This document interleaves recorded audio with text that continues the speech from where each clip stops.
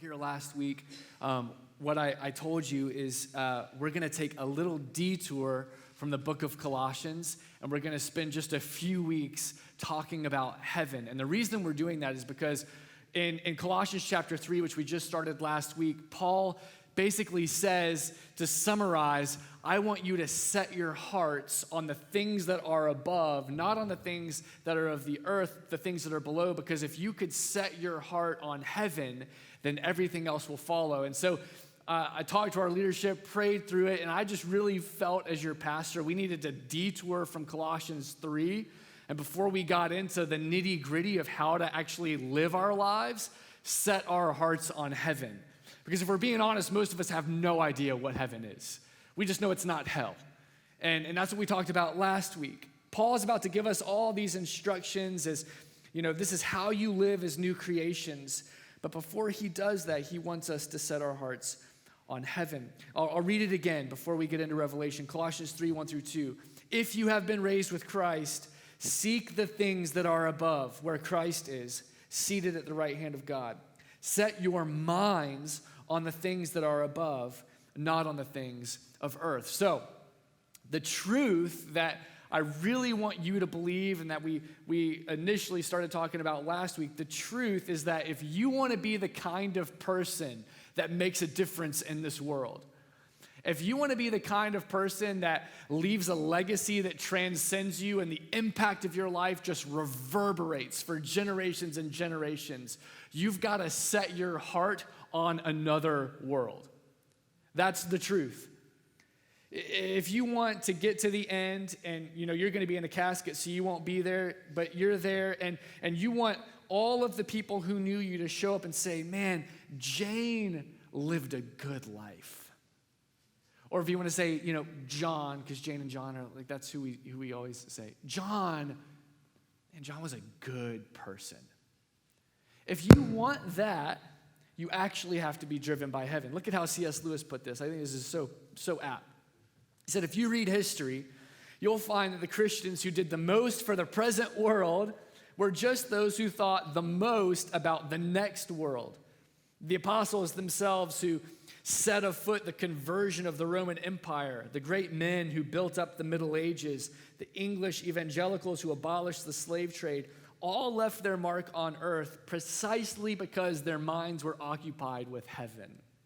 It is since Christians have largely ceased to think of the other world that they have become so ineffective in this one.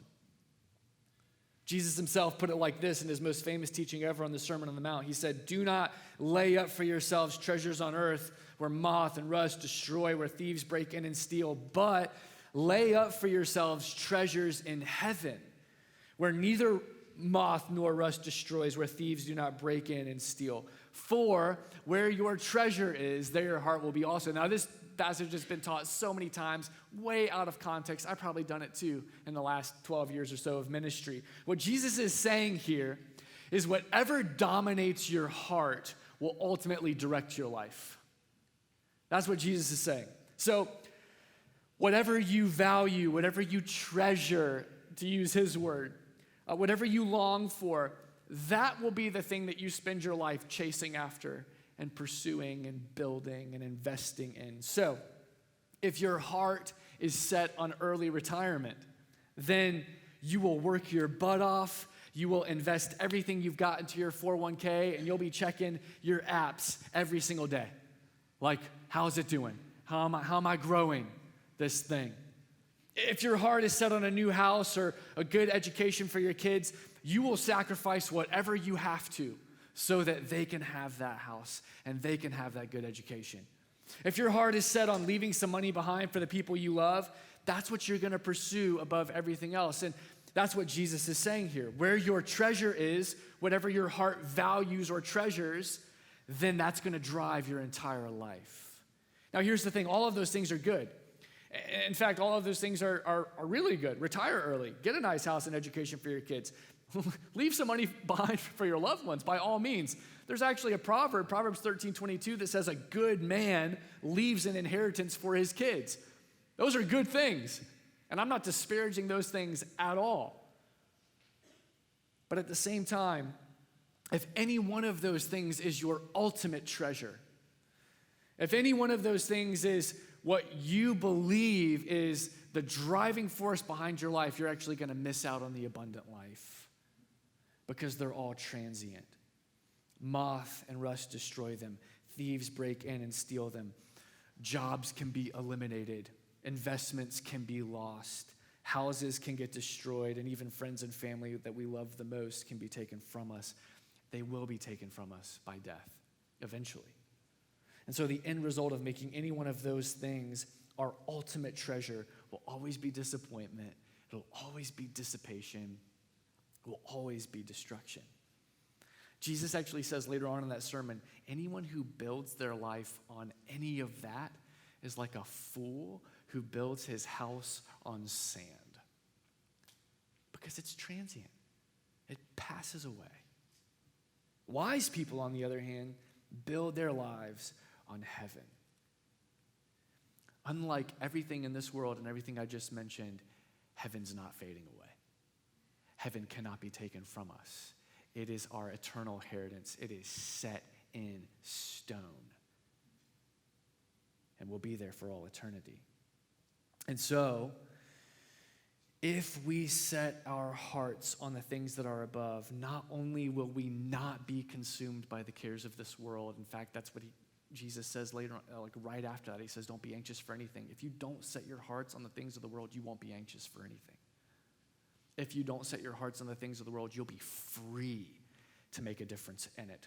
So for those of us who follow Christ, it's absolutely vital. I'm just making this case again. It's absolutely vital that we don't just have a clear picture of heaven, but that we let that clear picture capture our imagination, that we let it control and consume our hearts, and then ultimately direct everything about our lives. That's what we're going after here. So today, in the short time that I have for you, or with you, I want to show you in Revelation 21 how heaven, first of all, ultimately it's the presence of God. We saw that last week. But today I want to show you that heaven is the renewal of all things. Heaven is the renewal of all things. Look back at Revelation 21:5. Behold, the voice says from heaven, I make all things new. Which is another way of saying that God is literally going to renew everything in the entire world. Now, there are two different words in the Greek for new, and this is really important for us. We don't need that whole text up there, but thank you. There are two words in the Greek for new, and what you know about these words for new really impacts what you think heaven is going to be like. One of the words for new in the Greek is neos, N-E-O-S. The other word is kainos, K-A-I-N-O-S. Neos and kainos. Now, neos is a new that's like the duration of time. It has to do with youth. Kainos isn't about time, it's more about quality. It's like a new kind of thing. So for neos, to be new means to be young, like a newborn baby. For kainos, to be new is to be fresh and bright and strong. So two different kinds of new here. The thing that's so fascinating about Revelation 21 and really our world is that we have different visions of what new is. So for our world, neos and kainos go hand in hand. If you want something that's fresh and beautiful and bright and strong, it's got to be young, or it's got to be like right out the box, you know? So think about that phone that you have in your pocket right now. At one point in time, it was new. At one point in time, it was brand new. It had 0 scratches on it. It was fast. It was bright. The camera did what it was supposed to do. The apps did what they were supposed to do. It was like that because it was neos. It was young. It was fresh. It was bright. It was good because it was young. And then literally months later, you're like, I need a new phone because this thing is trash. And they design it that way. Our bodies, of course, are the same way. When we were young, well, some of you still are young, our skin was soft and it was wrinkle-free. Our muscles were strong. We had all kinds of energy to take on the day. And I'm just laughing right now thinking about this. I'll never forget how shocked I was when we had our first son, Nicholas. And he's in right now. He's 8 right now. But I think when maybe he was like 2 or 3, every morning, this kid would wake up. Maybe like 5, 6 in the morning. I can't remember. It's all a blur at this point. But he would wake up with so much energy.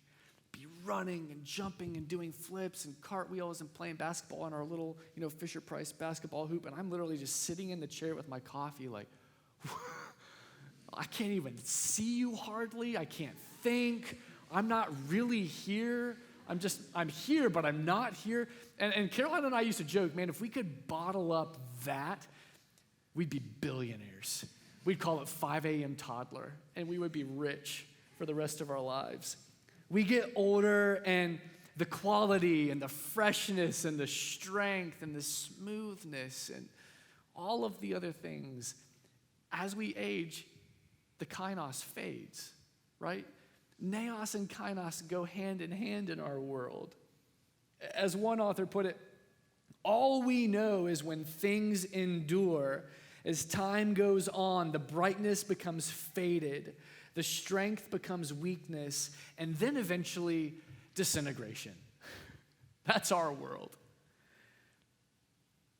This is why Revelation 21:5 is so fascinating to me, because it doesn't use the word neos, it uses the word kainos. God, who has been around for longer than any of us, he is the Ancient of Ancients. He was here long before this planet, long before any of us, and he'll be here for eternity. He's the oldest being in the universe, and yet everything that he touches becomes brighter and fresher and stronger and newer. And so kainos exists in him and has nothing to do with age. So fascinating to me. Over and over again in Revelation, this word kainos is used. In other words, heaven is going to be a place where, as the duration of time goes on, things don't fade. Strength doesn't turn to weakness, and brightness doesn't turn dim. It only gets newer and newer and newer and fresher and stronger and brighter and more vibrant and vivid. Every second, it just grows and grows and grows. That's what it means that God is making all things new. It's wild.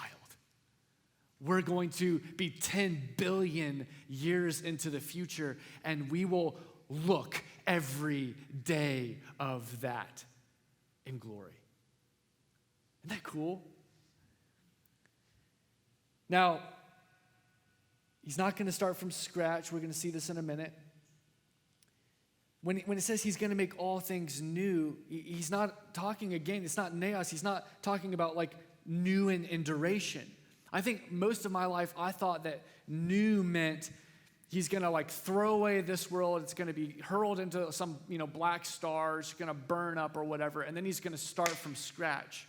But that's not what he says. He's going to make all things new. He's going to take what's already here and renew it somehow. Tim Keller put it like this, and I know it's very similar to what I just said, but I got it from him, so I better quote him anyways. Things get fresher every second and fresher, 10 times fresher. And the next second, 10 times over the last second. Can you imagine? That's what the Bible is saying. In God, things become fresher and fresher, newer and newer every moment, brighter and brighter, stronger and stronger, more absorbing than they were a second ago, more vivid, more coherent, more whole, more beautiful, every second, 10 times more than the last, and on forever. Okay, so what does that look like in real time? What does it look like that God is making all things new just like that? Well, Revelation 21 actually shows us 3 different examples of what it looks like for God to make all things new. And every single one of them is absolutely mind-blowing. I told you I'm going to try to go fast, but I don't want to go too fast where you miss this because it is staggering. 3 different examples of what it looks like for God to make all things new in Revelation 21.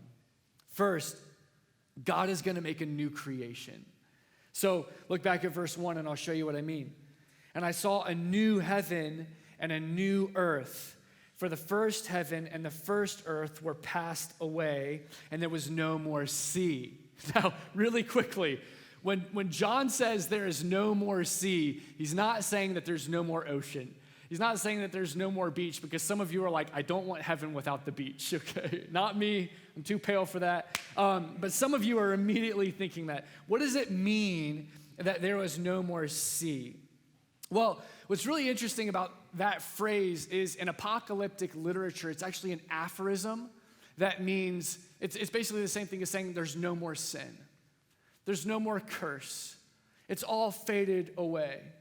Isaiah 57 says the wicked are like the tossing sea, which cannot rest, whose waves cast a mire and a mud. In Revelation 4, the sea is actually what separates us from the throne room of God. And you remember in Pilgrim's Progress, he finally gets to the end, and there's this massive body of water, and he's crying out in despair, why can't I get to the throne room? But there's this sea that separates us. It's the sea of sin. Revelation 13, the beast actually comes out of the sea. So in apocalyptic literature, the sea represents the curse. The sea represents sin. It represents the fall and all of the results of it. It represents separation from God. And so what John wants us to see is that in heaven, it'll be done away with. There will be no sin. There will be no separation. The throne room of God is going to be our dwelling place. That's what no more sea means. That's almost an aside here, though, because the main point of verse 1 is that God's going to create a new heaven and a new earth. What does that mean? What does it mean that God is going to make a totally new creation? Like I said, for most of my life, I thought that meant he was burning this and he was starting from scratch, but that's not what he's going to do. He's not creating something naos. He's creating kainos. In fact, Psalm 119:90 says, God has established the earth and it will not fade away. God built the earth.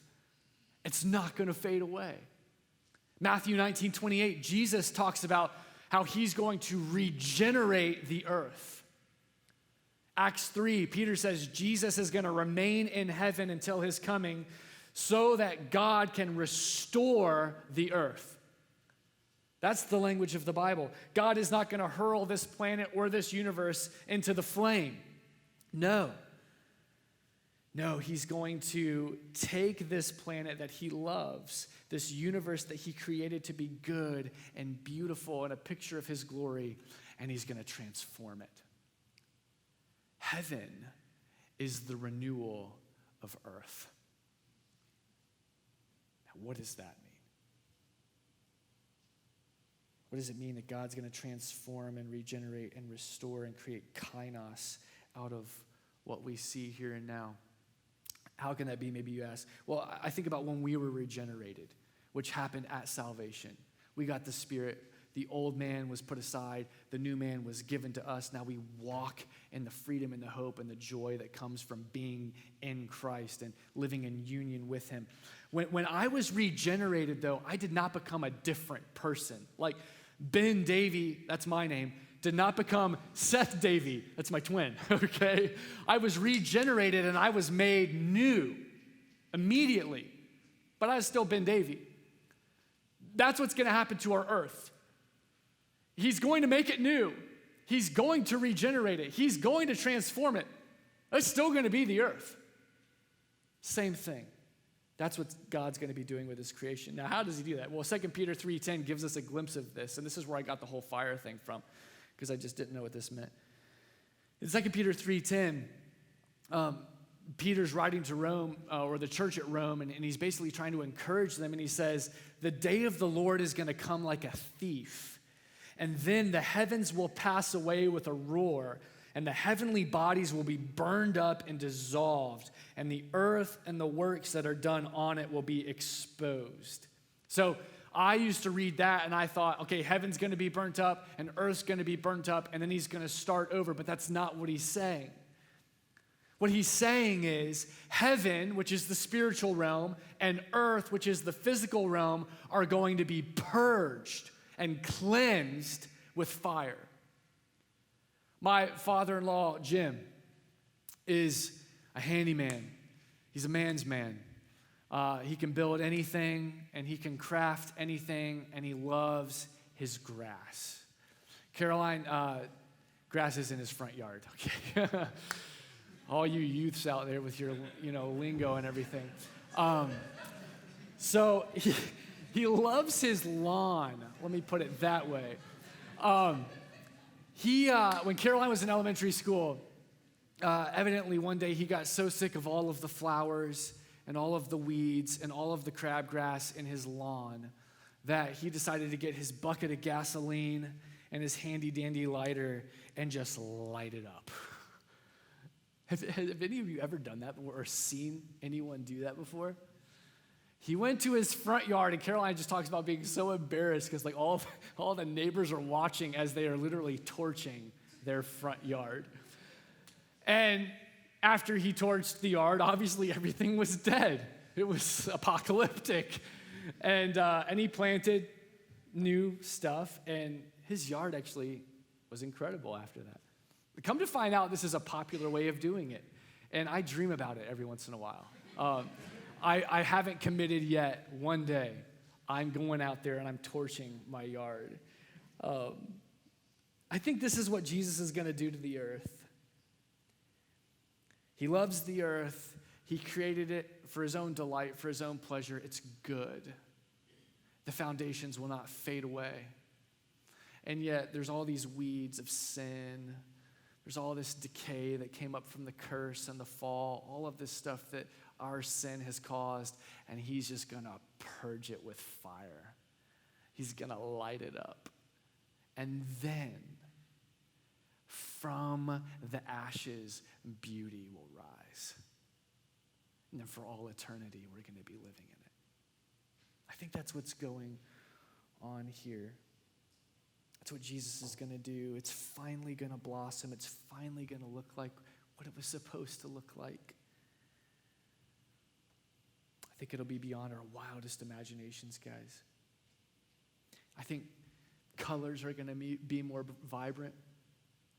I think music is going to be more vivid. I think meals are going to be more satisfying.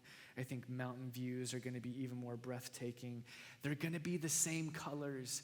They're going to be the same sounds. They're going to be the same meals, and they're going to be the same mountains, but they will be transformed. One commentator described this new creation like this, and he said, and so I just took it and I got my daughter to do this. Imagine if I found a picture of Mount Everest on Google, and I do. Don't show it yet, Jonathan. I got this picture of Mount Everest on Google, and I printed it out. And I gave it to my daughter, Claire. She's 2. She can barely hold a marker. And I just said, hey, Claire, color on this, which I did. And then she colored all over it, and she wrinkled it up, and there's some spill on here. This might be drool. It might be water. I have no idea. It's something wet. And then eventually she left it on the floor, and I picked it up, and I put it in my bag, and I brought it here. You can show it now, Jonathan. This is my daughter's artwork on Everest. It's pixelated anyways because I printed it on a printer. It's marred. It's got scribble on it. It's been crumpled up. It's wrinkly. Here it is. Now, just imagine that I were to take a trip to Mount Everest and I were to stand at the base of that glorious mountain and I were to hold this picture up next to it. And I would be like, okay, all right. What am I looking at here? Okay. And I'm comparing the two. There would be no comparison, right? Absolutely no comparison. Again, this is one-dimensional. It's pixelated. It's covered up. It's wrinkled and all this kind of stuff. The real deal would be infinitely more absorbing and beautiful and vivid and multi-dimensional. The pictures doesn't even come close. This is what I want you to see, and I think this is a really great example and illustration of what's going to happen in heaven. The new Everest on the new earth, because it's still going to be there. transformed, renewed, restored. The new Everest is going to look like the present Everest looks like that piece of paper. We can't even fathom its beauty. Part of this is because being a new creation means you're going to be new too. Right now, does anyone know how much of a percentage of your brain you use? Anybody know that? 38? You use 38% of the brain that God designed for you. You've seen Limitless probably. You know that there's more there. Right now, you've got 5 senses. You know what happened when Jesus rose from the dead and his body was transformed, just like our bodies are going to be transformed because he's the firstborn of the dead and we're following in his footsteps? You know what he could do? Jesus could walk through doors. And everyone was like, wait, you're a ghost. And he's like, no, touch me. And they touched him. And then he ate, and they didn't see a fish slide down his ghostly belly. That's a resurrected body. That's a body that we're going to be made new too, which means our brains are going to be limitless. We've got 5 senses now. Maybe then we'll have 1,000. I have no idea. Part of our experience of the new creation is the fact that it's going to be transformed. But in an even greater degree, it'll be because we've been transformed as well. Right now, we see in 3D. Man, I can't even imagine what it's going to be like. God is making all things new. Heaven and earth, the old will pass away. The new will be like nothing we've ever seen and nothing we've ever imagined. Second, God's going to make a new city. Look back at verse 2. And I, John, saw the holy city, the new Jerusalem, coming down from God out of heaven. There's a ton of significance and meaning here, especially for the Jews. I don't have time to really unpack it, but I'm going to give you some history here. For the Jews in this first century who had the law and the prophets, the holy scriptures, they studied this stuff. They were longing for the new Jerusalem. They were longing for the new city. It was this image that had been given to them while they were in exile. And so they longed for a return from exile back to the city. And so that's how it started.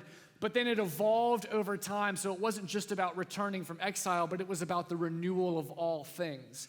And so they have all of these different documents and articles and even letters that are very similar to our New Testament letters that were written around the same time, talking about how it was the consummation of their hope and the consummation of their dream. For example, the Testament of Dan, which is written in the first century, called the New Jerusalem, a place where all of the saints would rejoice and enjoy the glory of God forever. And second, Esdras, I think, the New Jerusalem wasn't just the old city rebuilt, but it was a new one built after a heavenly pattern, and everything would be encompassed by it. Then you get to the New Testament authors, and they say the exact same thing. The imagery is still there. So Galatians 4:26, Paul says, our home is the Jerusalem above, spiritual Jerusalem. Hebrews 11:10, we belong to a city whose builder and maker is God.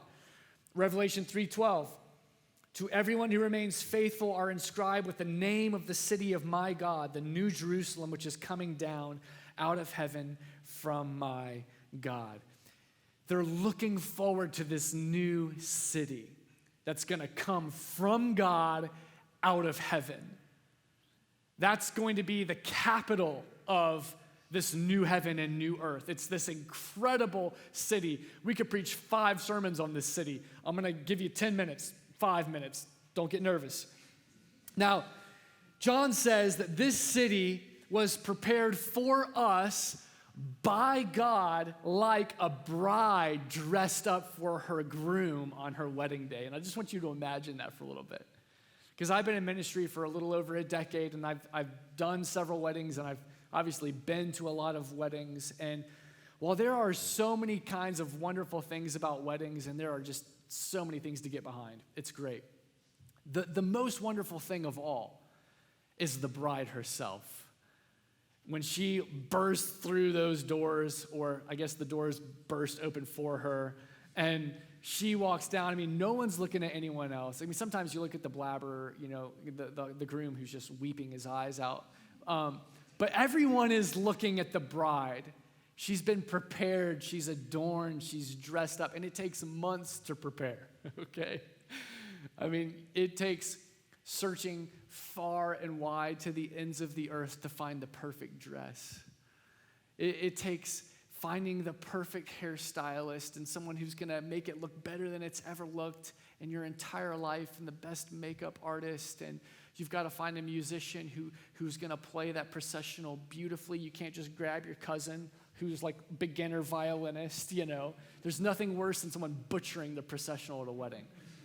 You got to find it. It's all of these months and months preparing the bride for her groom.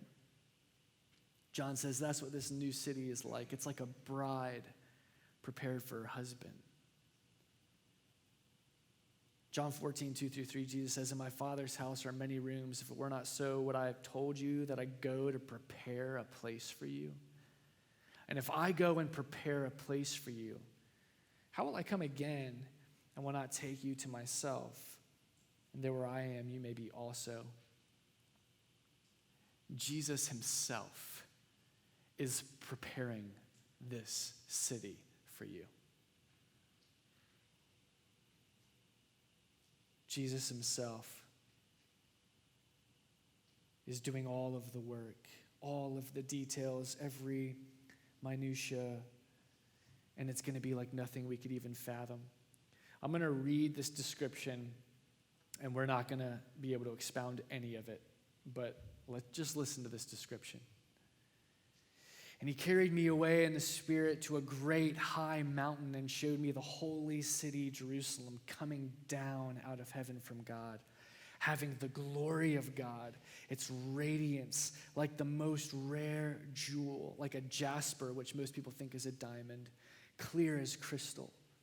It had a great high wall with 12 gates. And at the gates, 12 angels, and on the gates, the names of the 12 tribes of the son of Israel were inscribed. On the east, 3 gates, on the north, 3 gates, and on the south, 3 gates, and on the west, 3 gates. And the wall of the city had 12 foundations, and on them were the 12 names of the 12 apostles of the Lamb. And the one who spoke with me had a measuring rod of gold to measure the city and its gates and walls. The city lies 4 square. Its length is the same as its width. And he measured the city with his rod, 12,000 stadia. Its length and its width and height are equal. He also measured its wall, 144 cubits by human measurement, which is also an angel's measurement. Isn't this cool? This is how angels measure too.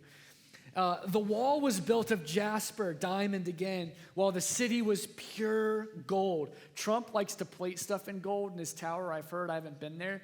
This city is pure gold, the entire thing. That's wild. Where I lost my place. Every kind of jewel. Let's move forward. The first was jasper, the second sapphire, the third gate, the fourth emerald, the fifth onyx, the sixth carnelian, the seventh chrysolite, the eighth beryl, the ninth topaz, the 10th something, the 11th something, the 12th amethyst. And the 12 gates were 12 pearls, each of the gates made of a single pearl, and the street of the city was pure gold, like transparent glass. Okay, that could be its own sermon. It's not going to be.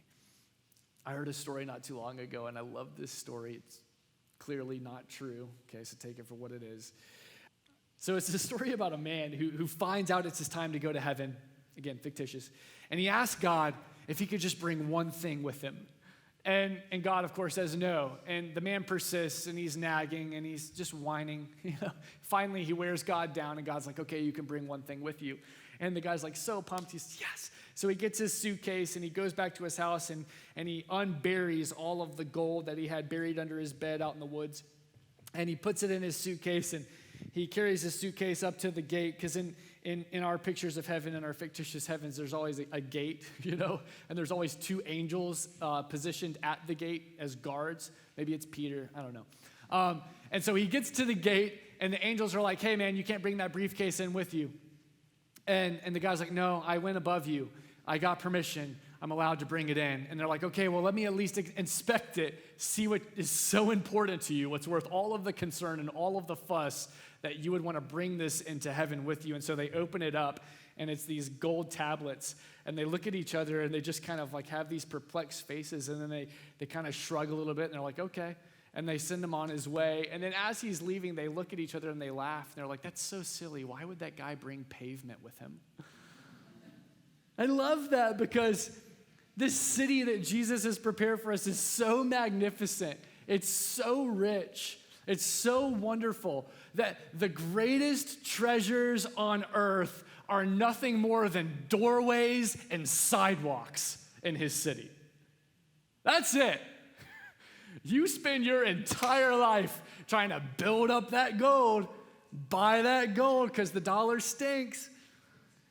Build it up, save it up, get your wealth, and you get to heaven and you're like, why?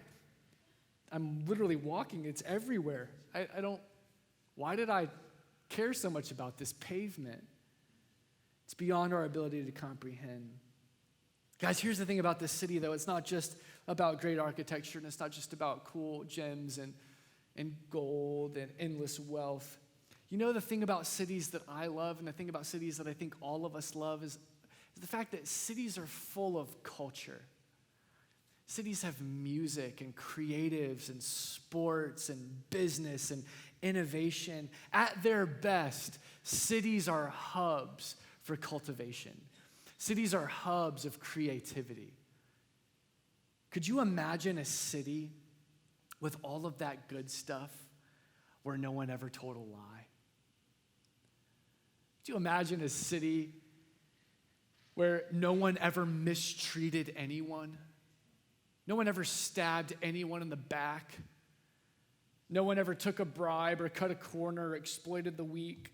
John says, I saw a holy city. You could circle that word holy because that means it's going to be sinless. It's going to be perfect. Remember, he's already purged the world of the curse. The city will be holy, sinless.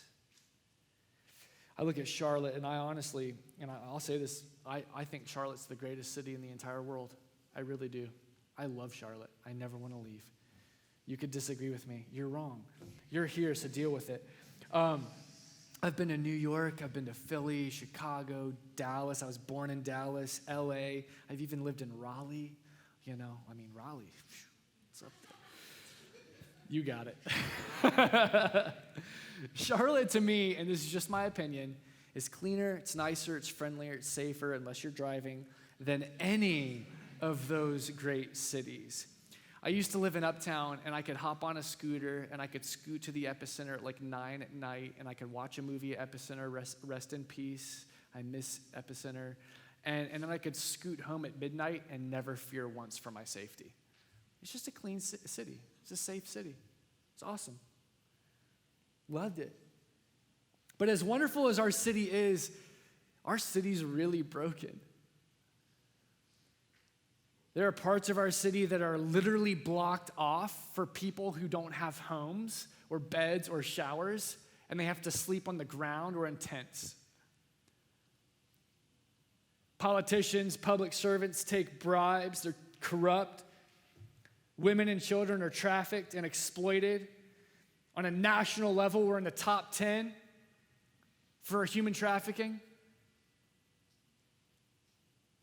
Races are segregated. We're second to last nationally for racial trust and social capital out of the top 50 cities in the U.S. There is, on the one hand, extreme wealth. The wealthiest zip code in the entire state is Midtown. And if you go down the street, you pass a shrub, now you're in the poorest part of the state.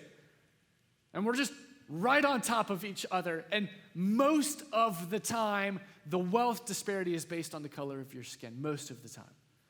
So if you were looking at a map, and people that study Charlotte, and I've just been in the room with these people, they're way smarter than I am. If you looked at 485 like a circle, like a clock, and you looked at 77 as one artery and you looked at Independence as the other artery, it kind of makes like this ridge in the circle. If you live in the ridge, you are good.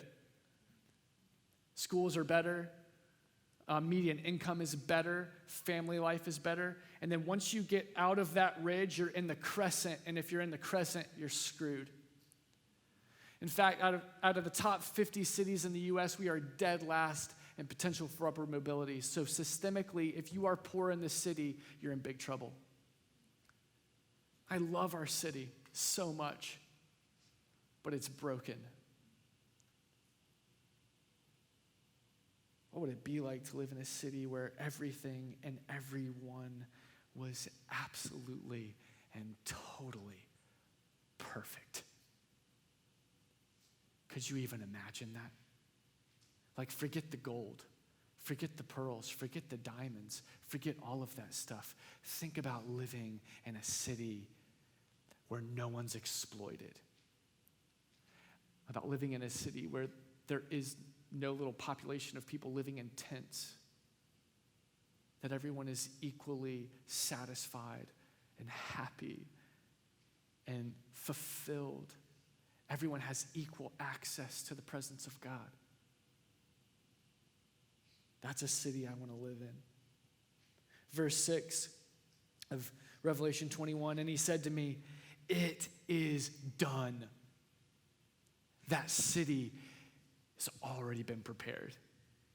It's already waiting for us. And the Alpha and the Omega is going to bring it down. So now there will no longer be separation between us, earth, and him, heaven. He is bringing heaven to earth. And when we collide, everything will be as it should be forever. He says, "It is done. I am the Alpha and the Omega, the beginning and the end. To the thirsty, I will give from the spring of water of life without payment. The one who conquers will have this heritage, and I will be his God, and he will be my son. But as for the cowardly, the faithless, the detestable, as for murderers, the sexually immoral, sorcerers, idolaters, and all liars, their portion will be the lake that burns with fire and sulfur, which is the second death." Guys, this is kind of the bad news that's attached to the good news. The reason that heaven is going to be perfect is because the people who didn't want God and who wanted their sin won't be there.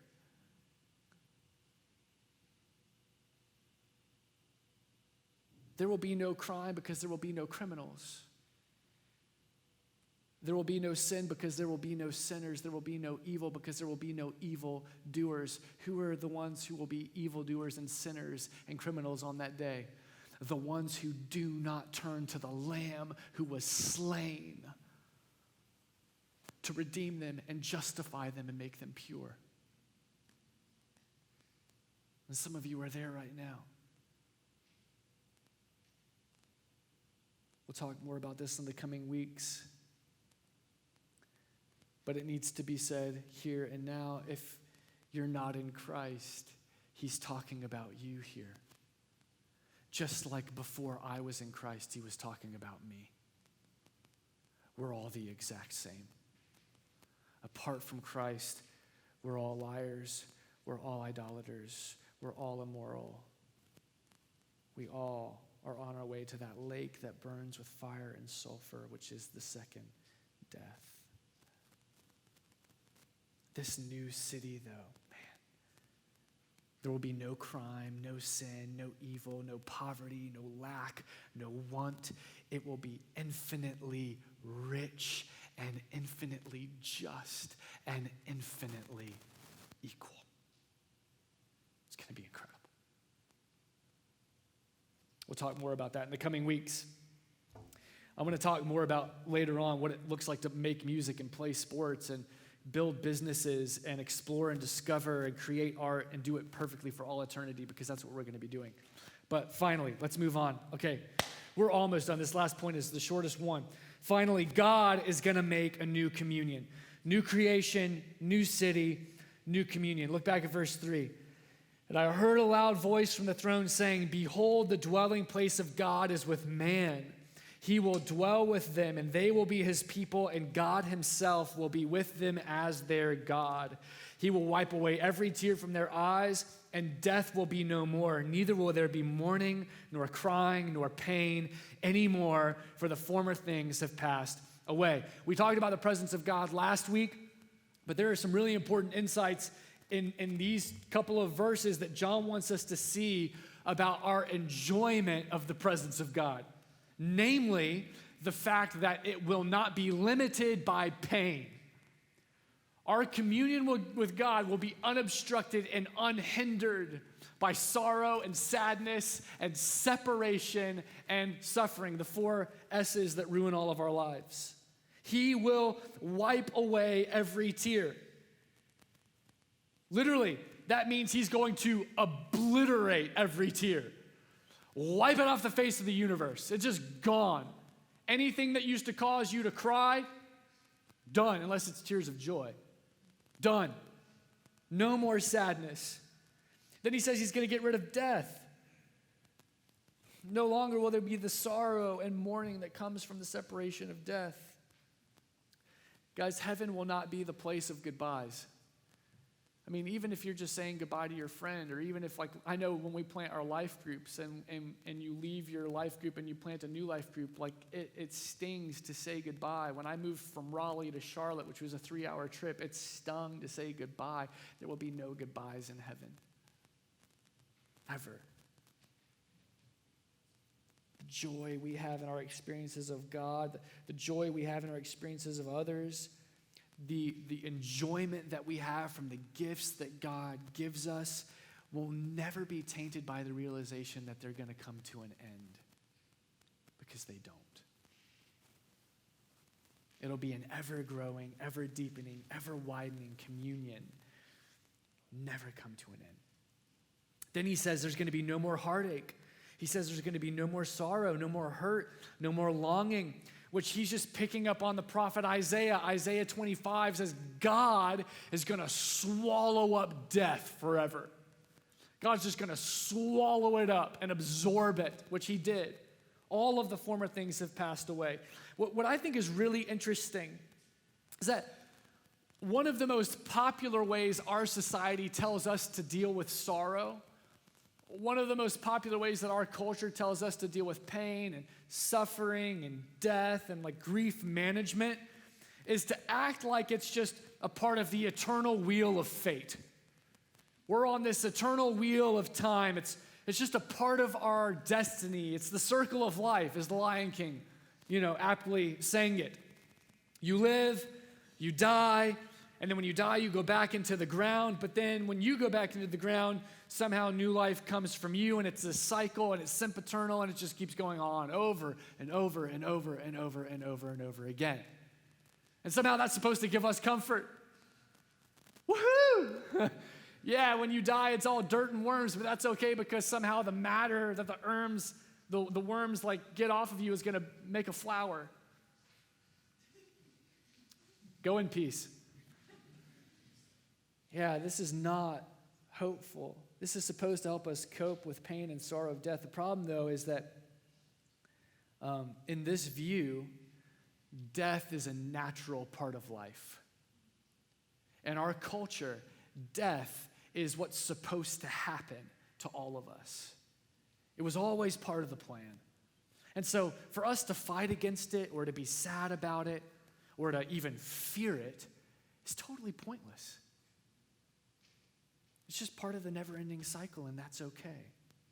That's a massive problem for us, because deep within us, we know and we feel that death is not right. Death should not be a part of the plan. In fact, usually when we experience death, and we all have, and we all will, we're angry. And we say, why did that have to happen? This is not natural. This is why the poet Dylan Thomas wrote that we rage against the dying of the light. If it's a natural part of life, then why do we hate it? Why do we fight it? Why do we fear it? Why do we curse God when someone dies that's close to us? Why are some of the richest men on the planet trying to find ways to freeze themselves so they don't have to do it? Why are some of these billionaires that I read about a couple of months ago, so I'm not going to regurgitate those stories, they are dedicating vast amounts of their net worth, billions and billions and billions of dollars to try to find literally the cure for death. Look it up when you get home. This is a real thing. It's because when we see things decaying, when we see our loved ones dying, we don't think this is good, this is natural. We think this isn't right. Something needs to change. We've got to find a solution. Naturally, we know that we weren't made for death. Naturally, we know that we were actually made for life. We weren't built for a place that's moving from one degree of death to another. We were built for a place that's moving from one degree of glory to another. From newness to newness, freshness and brightness and strength and beauty to even greater freshness and brightness and strength and beauty. We're afraid of death and we rage against it because we were made to live forever. We were made for heaven where all things will be made new. And so if you're in Christ, that's your inheritance. Set your heart on it. Let your imagination just wander in it. Let it run wild. Because I promise you, your imagination won't even scratch the surface. May the vision of it direct everything about our lives, even today. Would you stand? We're going to pray and respond together.